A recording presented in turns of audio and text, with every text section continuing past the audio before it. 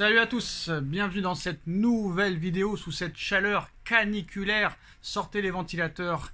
Nono est avec nous, salut Nono. Salut Sacha. Sortez les ventilateurs, sortez les colonnes, sortez la clim parce que là, le Paris Saint-Germain, très clairement, hein, met fin à l'histoire de QSI, on va dire, Nono, avec les départs de Neymar, de Messi, de Ramos et compagnie. Le Paris Saint-Germain dit au revoir officiellement, Nono, à un de tes joueurs préférés, à Marco Verratti. Marco Verratti et le Paris Saint-Germain, c'est terminé. L'Italien a accepté la proposition d'Al Arabi. Donc tous les médias ont confirmé cette information. Alors plus tôt dans la journée, Marco Verratti et Hugo Ekitike ne figurent pas sur la liste du Paris Saint-Germain pour la Ligue des Champions. Keylor Navas et Presnel Kimpembe, eux, sont bien présents. Mais voilà, c'est terminé. Après 11 ans au club, exactement. Marco Verratti quitte le Paris Saint-Germain pour le Qatar et Al Arabi. Le transfert devrait avoisiner les 50 millions d'euros, plutôt bien vendu, hein, quand tu sais que Marco Verratti a été acheté 11 millions d'euros en juillet 2022 à Pescara. Donc voilà, soi-disant le meilleur milieu de terrain d'Europe. Ça n'a jamais été le cas. C'est vrai que ça a été un très bon joueur. Entre 2012 et 2017-2018, il était pas au top, mais c'était un très bon milieu de terrain. Toujours présent en Ligue 1, toujours présent dans les poules de Ligue des Champions, mais malheureusement, comme Neymar, Nono, hein, d'ailleurs, tu as perdu le duel hier, Nono, sur le duel Neymar-Mbappé. Hein. Pour une fois, malgré qu'ils te préfèrent à moi, Nono, ils m'ont donné raison sur le dossier Neymar. Bref, est-ce qu'ils donneront raison sur le dossier Verratti? Mais force est de constater, Nono, que j'ai pas trop aimé, je vais pas te mentir, hein, j'ai pas trop aimé la façon dont ils l'ont jeté, parce que c'est quand même assez violent, je trouve. Bon, après, c'est quand même des joueurs qui sont millionnaires, on va pas non plus avoir d'état d'âme, mais si on parle humainement, Nono, je trouve ça pas très catholique. C'est quand même un joueur qui était titulaire indiscutable, et je pense que si vraiment il l'aurait mis sur le droit chemin, Nono, il aurait pu peut-être apporter quelque chose cette année. Mais là, j'ai l'impression, Nono, et ça, je pense que tu vas être d'accord avec moi, Enrique a fait quelque chose, Nono, que aucun autre de ses prédécesseurs, même Carlo Ancelotti à l'époque, a réussi. Alors déjà, Nono, première question, le départ de Verratti. Deuxième question, 50 millions d'euros, est-ce bien vendu? Et la troisième question, Nono, est-ce que Luis Enrique, en le mettant de côté définitivement, a eu les couilles de faire ce que aucun autre n'avait eu les couilles de faire? Je vais commencer par Marco. J'espère qu'on va pas encore se clasher, comme je sais que t'es pas d'accord avec moi. On l'a jeté comme une merde après 11 ans de bons et loyaux services. Je sais ce qu'on va me dire. Marco Verratti, toujours blessé, il joue un match sur 3, toujours blessé en Ligue des Champions, toujours ceci, toujours cela, hygiène de vie déplorable. Mais Marco, je t'aimais, Marco. Et c'est un jour triste. Et t'as oublié 60 cartons jaunes par saison? Si tu veux, rajoute 60 cartons jaunes par saison. Marco, c'est un jour triste pour moi. Je t'ai adoré. Tu t'en vas à 30 ans au Qatar dans un club qu'on connaît même pas le nom, qu'on peut même pas se rappeler du nom. Écoute, Marco, je pensais que tu finirais mieux que ça ta carrière. 30 ans, c'est encore un bon âge pour continuer à être au top. C'est un peu de ta faute, Marco, tu finis mal, voilà. Tu finis au Qatar, tu vas prendre du pognon, et puis c'est tout. Et je pense même, adieu le PSG et adieu la Squadra Azzurra. Voilà, je pense que c'est fini pour la sélection et pour le football européen. Journée triste quand même, et comme tu as dit, Sacha, ça c'est le point d'accord, humainement c'est déplorable. Je pense qu'il méritait malgré tout une sortie un peu plus sympathique. Maintenant, quant à Enrique, c'est Nono qui l'a dit en premier. Je veux pas être prétentieux. C'est un mec qui a des couilles, il a perdu sa fille. Je vais te dire, c'est un mec qui a plus peur de rien. Et j'ai vu l'interview de Nasser. Il a tous les pouvoirs. Et c'est la première fois, effectivement, Sacha, qu'un entraîneur ose faire ça, de dire je veux pas de Neymar et je veux pas de Verratti. Et voilà, quoi qu'il arrivait la saison dernière, Monsieur Galtier les faisait jouer. Monsieur Galtier, Monsieur Pochettino, Monsieur Emery, Monsieur Blanc, Monsieur Ancelotti, etc. Bien sûr, je voulais pas tous les citer. Il y a quelque chose qui est bien aussi, c'est que surtout que Enrique lui a dit clairement dès le début, avec moi tu ne joueras jamais. Voilà, il lui a dit comme ça, hein, direct. Ah, mais c'est ça, on n'a jamais vu un entraîneur comme ça. Quand je disais que peut-être la meilleure recrue de la saison, c'est Enrique, eh ben je le maintiens. Hein. C'est un entraîneur qui a des cojones, c'est un entraîneur que tu lui marches pas dessus. Voilà, ben c'est bien, c'est ce qu'il fallait au PSG. Ils ont enfin compris, après 11 ans, que voilà, il fallait avant tout construire une équipe, un entraîneur top niveau. Eh ben pour moi, hein, on verra la suite, tous les feux sont ouverts. On verra si tu as le même discours au mois de mars. Maintenant, l'autre question, c'est est-ce bien vendu? 50 millions, magnifique. Un Marco en fin de carrière, malheureusement 30 ans, mais qui est un Marco qui est physiquement, qui a beaucoup de problèmes.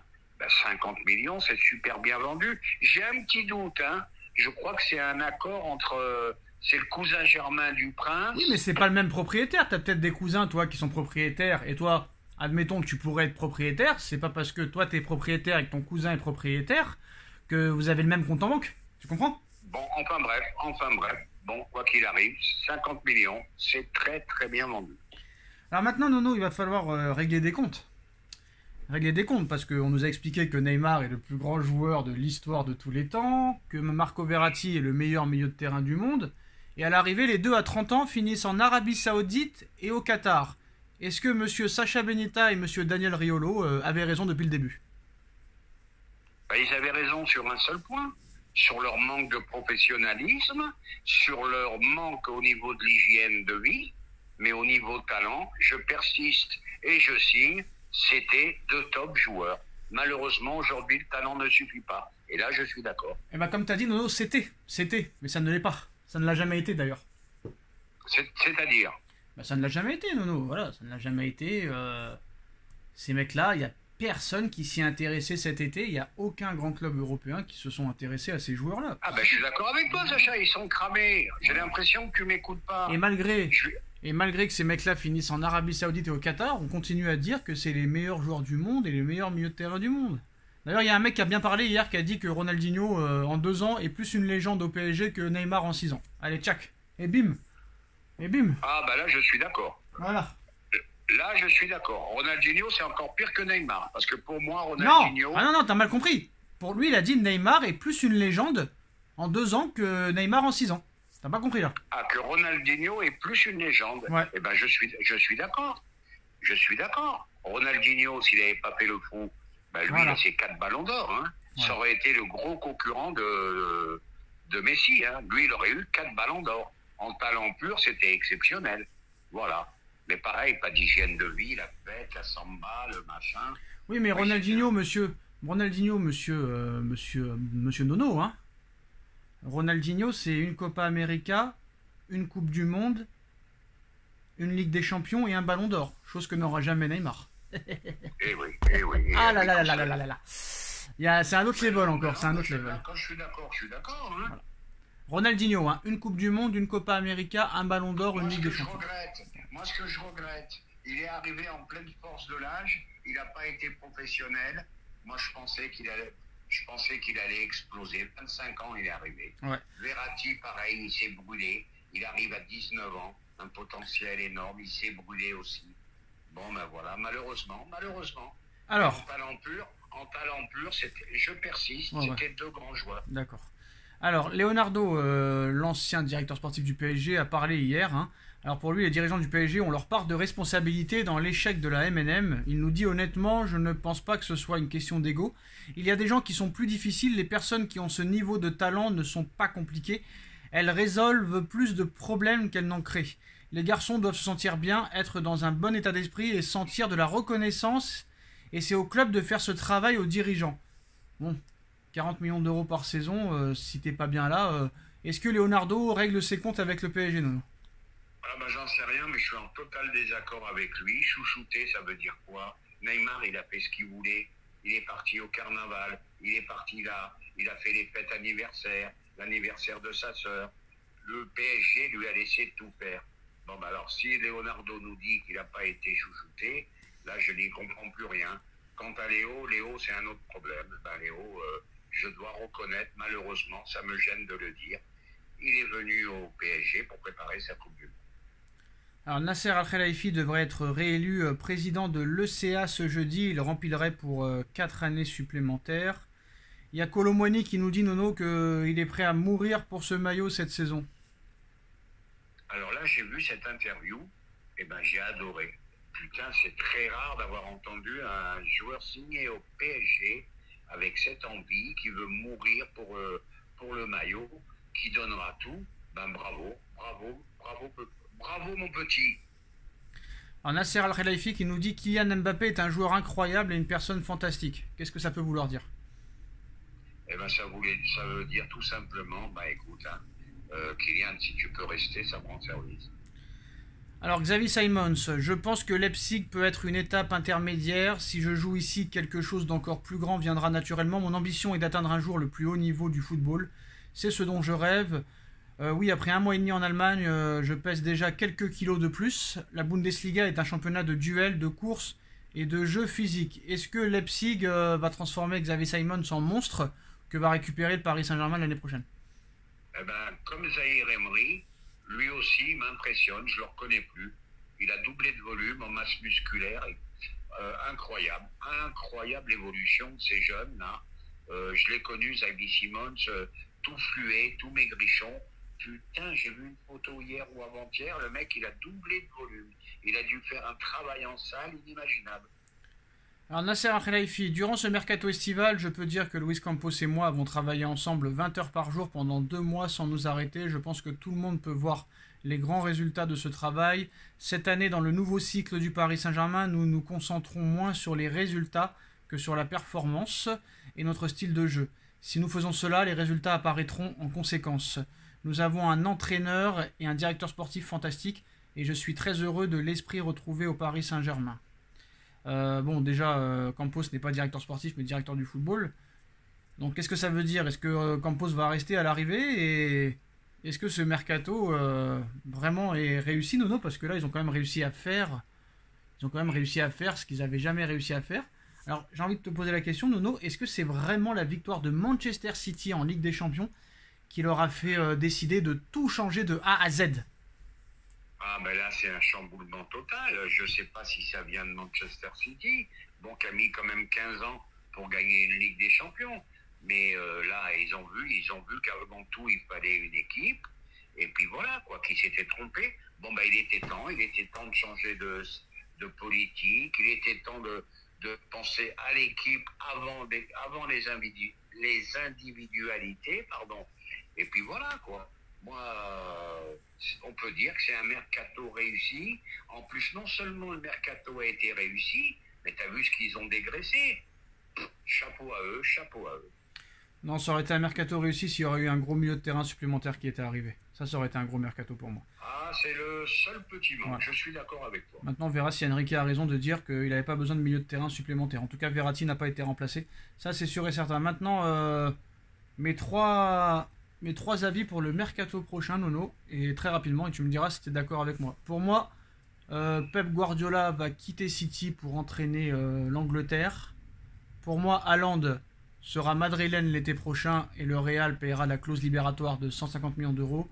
Et pour moi, Mbappé, soit il prolongera, soit peut-être il ira à Liverpool si Liverpool vend Salah 235 millions d'euros. Qu'est-ce que t'en penses? Ah ben là, Sacha, et qu'on vienne pas me dire Nono, tu dis comme Sacha, je le dis avant. Là, sur ce que tu viens de dire, je suis entièrement d'accord. Voilà, très clairement. Maintenant, je pense pas que Liverpool peut se permettre de ne pas accepter 235 millions d'euros pour un joueur de 31 ans. Hein.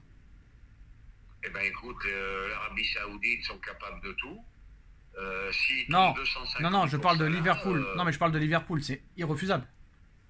Ah ben c'est pas refusable, ça. C'est à 31 ans, 250 boules, ça tombe du ciel, hein. Surtout à 31 ans. Eh bien, bien sûr, bien sûr. Guardiola en Angleterre, hein, ça va se faire, ça. Hein. Bah tôt ou tard, il voudra un autre challenge. Non, c'est pas ça, c'est que l'Angleterre en fait la priorité après Southgate, là. Et l'Angleterre n'a plus rien gagné depuis 1966, Nono. Oui, bah, je pense qu'après l'Euro, bah, y a des chances de voir Pep Guardiola, et comme il connaît, sélectionneur des équipes d'Angleterre. Comme il connaît par cœur les joueurs de Première Ligue, il est fait pour ça. Ah bah la Première Ligue, il la connaît de long en large, hein, puis il voudra un autre challenge. Bah, une petite Coupe du Monde à son palmarès, il serait pas contre, voilà. Alors Cristiano Ronaldo qui dit, c'est Ronaldo, hein, CR7, qui dit: si vous aimez Cristiano, vous n'êtes pas obligé de détester Messi. Les deux ont changé l'histoire du football et sont respectés. La rivalité a disparu, nous avons partagé la scène pendant 15 ans. Je ne dis pas que nous sommes amis, mais nous nous respectons. Ben oui, respect à tous les deux, On peut avoir des préférences.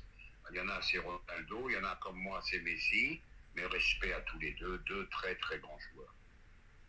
Et bah voilà, c'est la fin de cette vidéo. Bah dites-moi en commentaire ce que vous en pensez, hein. On like, on partage, on commente, on s'abonne. Et on se retrouve très vite pour une nouvelle vidéo. Faites attention aux moustiques. Merci Nono, et à très vite pour une nouvelle vidéo. Tchuss. Tchuss, merci.